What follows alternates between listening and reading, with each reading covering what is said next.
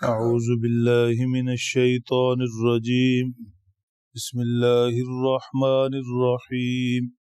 واتبعوا ما تتلو الشياطين على ملك سليمان وما كفر سليمان ولكن الشياطين كفروا يعلمون الناس السحر وما أنزل على الملكين ببابل هاروت وماروت وما يعلمان من أحد حتى يقولا إنما نحن فتنة فلا تكفر فيتعلمون منهما ما يفرقون به بين المرء وزوجه وما هم بضارين به من أحد إلا بإذن الله ويتعلمون ما يضرهم ولا ينفعهم ولقد علموا لمن اشتراه ما له في الآخرة من خلاق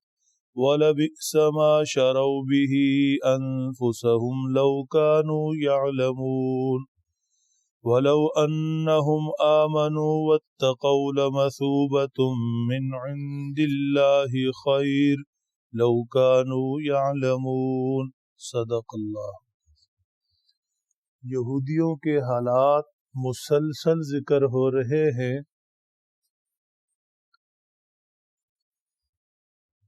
سیدنا حضرت سلیمان علیہ السلام کے زمانہ میں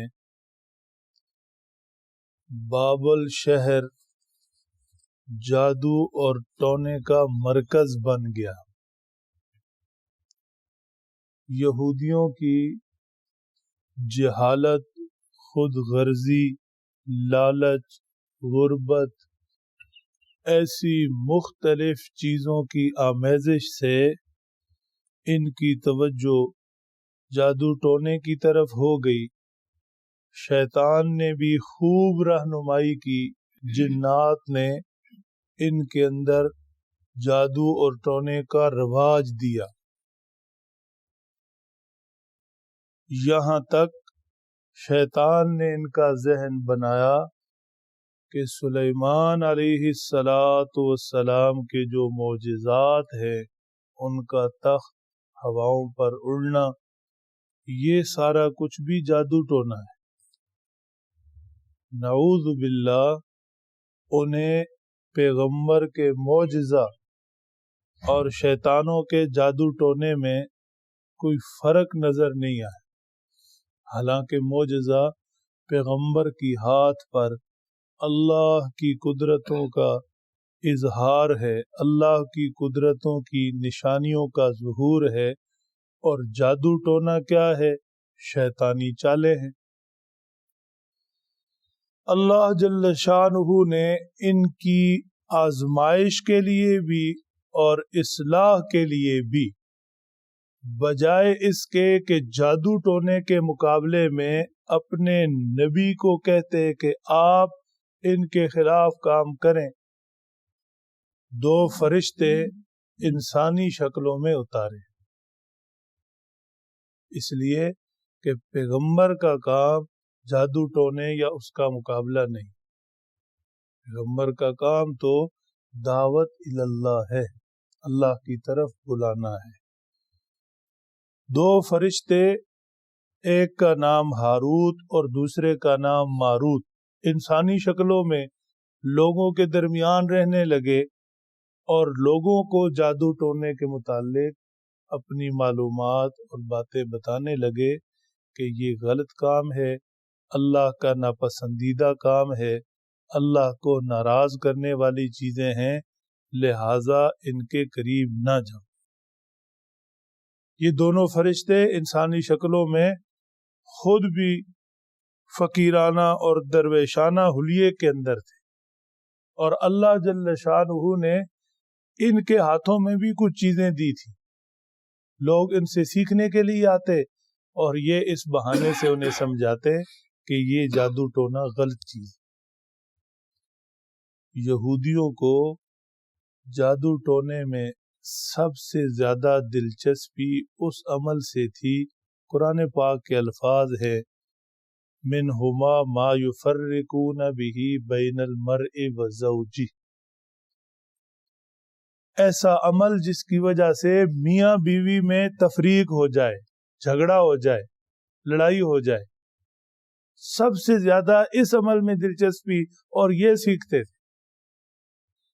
وجہ اس کی یہ لکھی ہے کہ جس گھر کے اندر میاں بیوی کے جھگڑے شروع ہو جائے اس گھر کی تباہی کی بنیاد پڑ جاتی، پھر آگے نسلیں بگڑتی ہیں، پھر سارے معاملے گھر کے اندر عبادات، سکون، سبھی کچھ تو ختم ہو جاتا ہے جب گھر کے دو بنیادی لوگ وہ لڑائی جھگڑے کا شکار ہو. اس لیے اس وقت بھی یہودیوں کی اور شیطانی چال تھی میاں بیوی کے درمیان جھگڑا پیدا کرنا، جادو ٹونے کا سہارا لینا، اور آج بھی ہے. آج بھی جادو ٹونے اور ان چیزوں کا سب سے زیادہ زور اس کے اوپر ہے. میاں بیوی کے درمیان جھگڑا ہو جائے، جدائی ہو جائے، گھر کے اندر فساد ہو جائے. جب ایسے ہو گیا تو کہاں کی عبادت، کہاں کی نماز، کہاں کی وہاں کوئی دینی بات ہوگی. ہر وقت وہ لڑائی جھگڑے کی نظر ہوگا. بہرحال وہ فرشتے ہاروت و ماروت ان کو سمجھاتے تھے کہ دیکھو ہمارے پاس یہ جو کرتب ہے یہ جادو ہے، یہ صحیح چیز نہیں ہے، یہ مت سیکھو، اللہ کی ناراضگی کی چیزیں ہیں. اب وہ فرشتے ایسے کیوں کرتے تھے؟ فرمایا مثال سے سمجھ لیں، پولیس کا محکمہ ہو، رشوت پکڑنے کے لیے خود پولیس کے اہلکاروں کو ہی بھیج دیں کہ یہ گلی محلے کے اندر لوگوں کے درمیان جائیں اور دیکھیں کہ کون کون رشوت لیتا ہے، اور یہ تھوڑے وقت کے لیے رشوت لینے والے بن جائیں تاکہ معاشرے کے اندر جو لوگ پھیلے ہوئے ہیں رشوت لینے والے وہ پکڑے جائیں. تو ان فرشتوں کو انسانی شکل میں اس لیے بھیجا گیا کہ یہ لوگوں کے درمیان جائیں، جادو ٹونے کی باتیں کریں، انہیں کوئی کرتب دکھائیں، دیکھیں کون کون سیکھنے آتا ہے، پھر یہ انہیں سمجھائیں تاکہ سمجھنے والے سمجھ جائیں اور جو نہیں سمجھتے وہ بے نقاب ہو جائیں، بالکل سامنے آ جائیں. چنانچہ ایسا ہی ہوا، وہ فرشتے انہیں سمجھاتے رہے.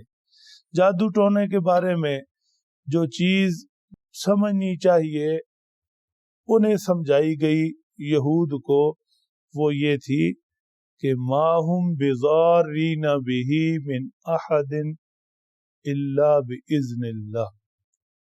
جادو ٹونا کرنے والا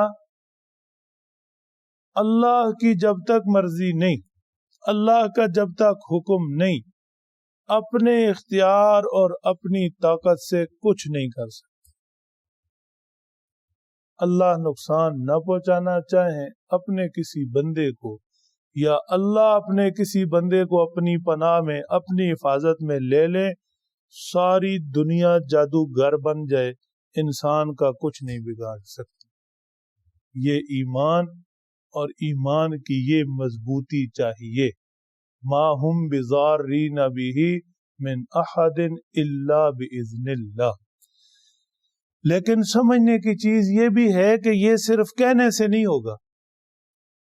اب میں صرف کہنے لگ جاؤں کہ میرا کوئی کچھ نہیں بگاڑ سکتا، میرا کوئی بھائی، اللہ کی وہ مدد حاصل کرنے کے لیے، اللہ کی پناہ میں جانے کے لیے میرا ایمان اور میرے عمل بھی ایسے ہیں.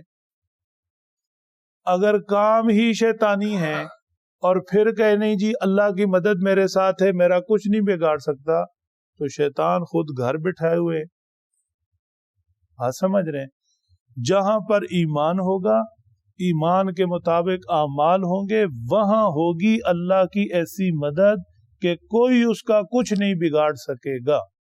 اور جہاں خود انسان کے شیطان کے چنگل میں پھنسا ہو اور ہر وقت اسی سے دوستی لگاؤ اور شیطانی اعمال میں پھنسا ہے، پھر تو جادو ٹونے شیطانی عملیات ہیں، اس کی طرف لپکیں گے جیسے مقناطیس کی طرف لو آ جاتا ہے.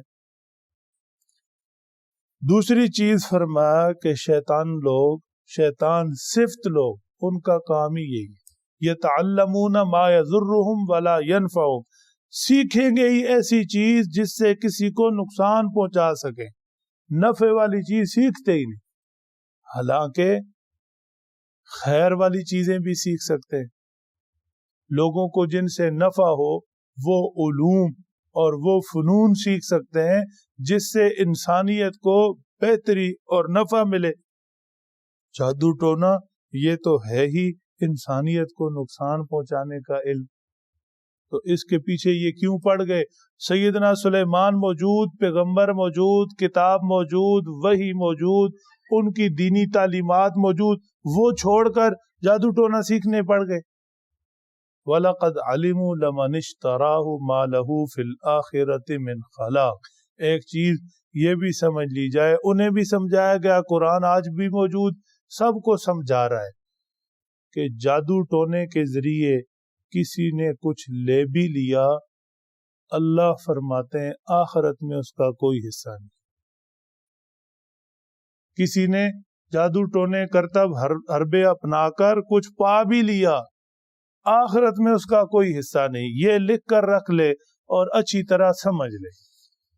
ہاں، اگر ایمان والا بن جائے، اللہ سے ڈرنے والا بن جائے، لو انہم آمنوا واتقوا، ایمان والا بن جائے، اللہ سے ڈرنے والا بن جائے، اللہ کی مان کر زندگی گزارنے لگے، لمثوبۃ من عند اللہ خیر، فرمایا دنیا تو جیسے گزرے گی، غربت میں، بھوک میں، تنگ دستی میں، رو دھو کر جیسے گزرے گی سو گزرے گی، لیکن اللہ کے ہاں بہترین ٹھکانہ ہے، اللہ کے ہاں پھر مہمان نوازیاں ہیں، فرشتوں کے سلام ہیں، سلام قولا من رب الرحیم، خود اللہ کی طرف سے سلام ہے۔ اللہ جل شانہ مہمان نوازی اور اکرام کی ایسی ایسی شکلیں سامنے لائیں گے کہ حیران رہ جائے۔ وَسَقَاهُمْ رَبُّهُمْ شَرَابًا طَهُورًا، اللہ فرماتے ہیں میں اپنے ہاتھوں سے انہیں پلاؤں گا، میں اپنے ہاتھوں سے انہیں پلاؤں گا۔ یہ سارے انعامات کس لیے ہیں؟ کس کے لیے ہیں؟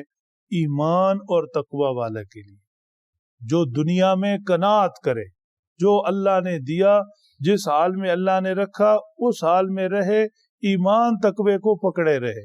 جادو ٹونا یا ایسے کاموں میں پڑھ کر، شیطانی عملیات، شارٹ کٹ رستے ڈھونڈ کر، جیسے یہ یہودی کرتے رہے، اس طرح کرے گا تو پھر اللہ کے ہاں کوئی حصہ نہیں۔